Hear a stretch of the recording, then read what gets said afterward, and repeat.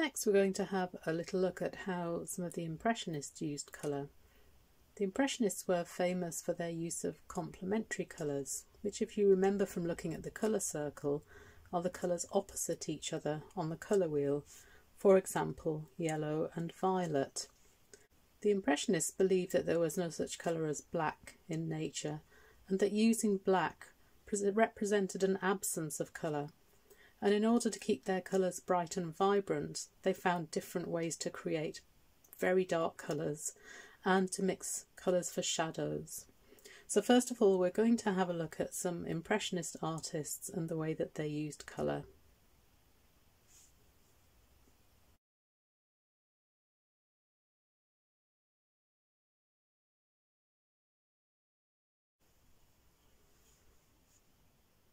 Here we have a painting by an artist called Mary Cassatt. Mary Cassatt was an American artist who moved to Paris, and there she befriended Edgar Degas and was one of the original Impressionist artists. In this painting you can see how she has a strong use of complementary colours, so the opposites on the colour wheel, which give the greatest contrast it's possible to have between two colours. And in this instance it's green and red. So you can see that on our colour wheel here. Green is opposite to red, and so they have a great contrast between each other.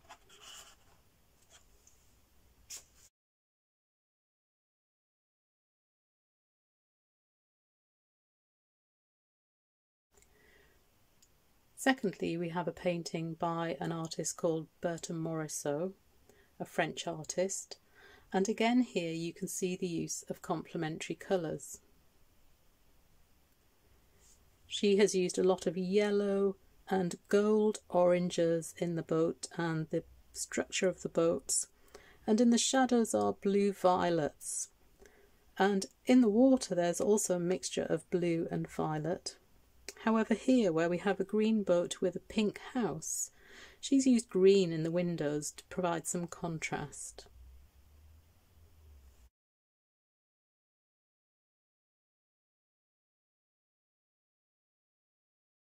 Finally, this is a painting by a Danish artist called Anna Anker, who was not part of the Impressionist group formally, but was very much influenced by the Impressionist way of painting. Here again you can see the use of yellows and oranges with blues and violets running through this painting. And in particular we have little dots of yellow coming through the curtains from the trees behind, and this provides a lovely contrast, giving a sense of vibrant light throughout the painting. And also that some of the shadows in the curtains have been painted with the addition of a complementary colour. And that's what we're going to look at next.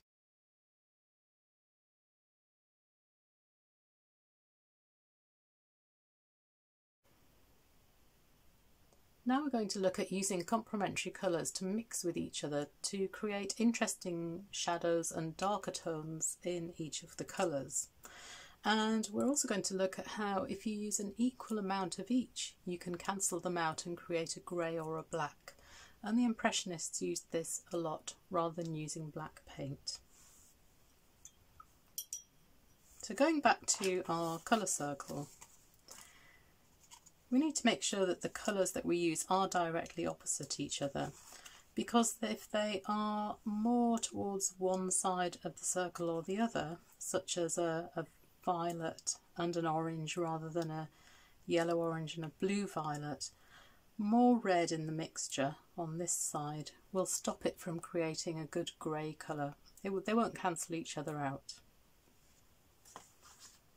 So here I have a couple of pairs where I have already worked out that these are directly opposite each other on the colour wheel, but you can always mix your own. So the first mixture is permanent orange and ultramarine, and I'm not suggesting that you have all of these colours, this is just to demonstrate the principle.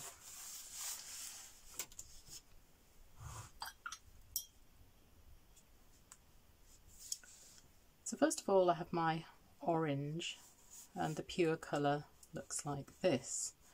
So if I was painting something like an orange, I might have a part of it that's in shadow. And rather than using black to create those shadows, I can add a touch of the blue.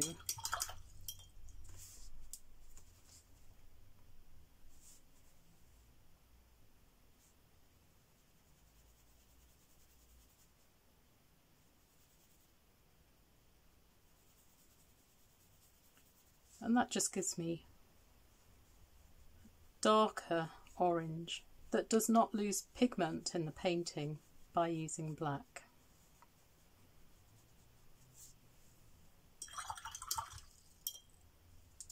And the other way around, if I want to make my blue a little bit more muted, I can add orange to that.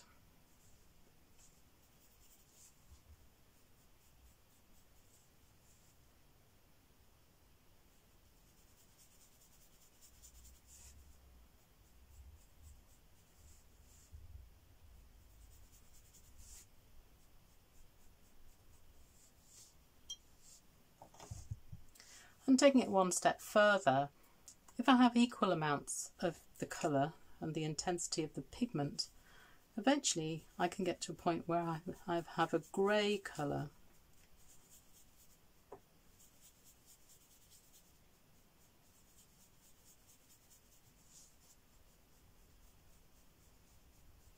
So I'm starting to lose colour here, and this is what is known as a chromatic grey, a grey mixed from colour rather than from black and white. If I add a touch of white to this,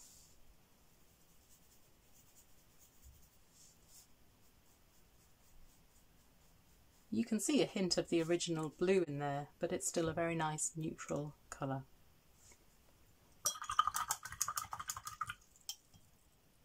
I'm now going to do the same with the red and the green. And the red and green I have are my quinacridone rose, and this is called Hooker's Green Dark.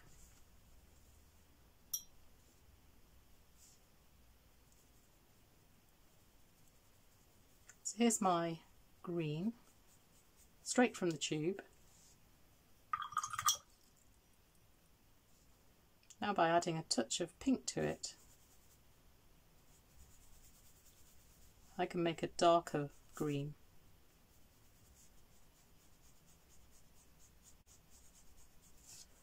Without having to use any black. So I'm keeping as much colour in my painting as it's possible to have. I take it a step further. They neutralise each other and give me quite a nice grey. And again, adding a touch of white to that, you'll see the kind of grey that is, a little bit more clearly.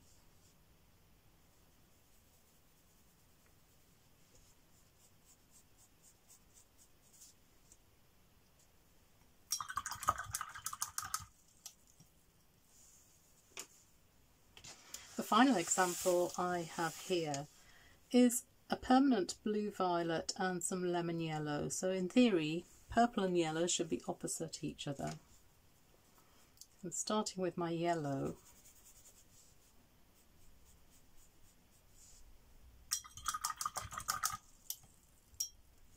And the addition of a little bit of purple can be a very good way to darken a yellow without using black, because adding black to yellow makes green.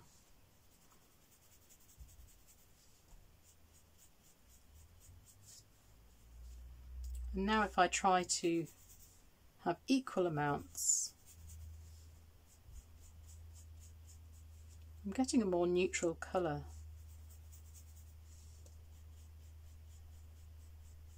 But that's a little bit violet, so if I add a bit more yellow, it should make it more neutral. But instead it makes it more green, and that can be a bit confusing. But what is happening here is that my lemon yellow is on the greener side of the scale, the cooler side, and so is my blue violet. So I'm missing a little bit of red. And like the complements of red and green helping each other out, if I were to add a touch of red to the green mixture, that will cancel it out, and then I will start to get a more grey colour. So that's another clue to colour mixing. If your colour is too much of one thing or another, think about adding the opposite on the colour wheel to bring it back to a more balanced colour.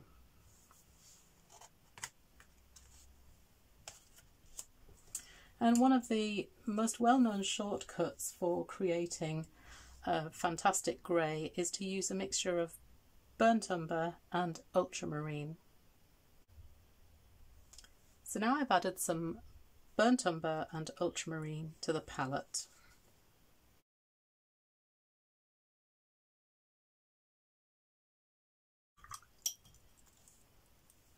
And here is the burnt umber.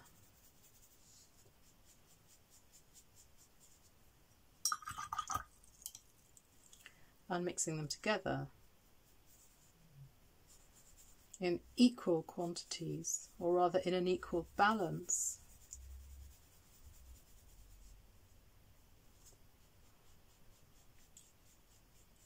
gives me a very nice dark grey, neutral, almost black.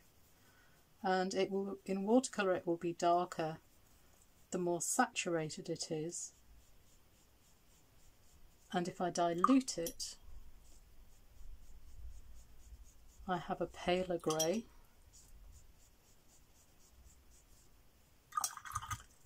And if this was acrylic I would add white to it.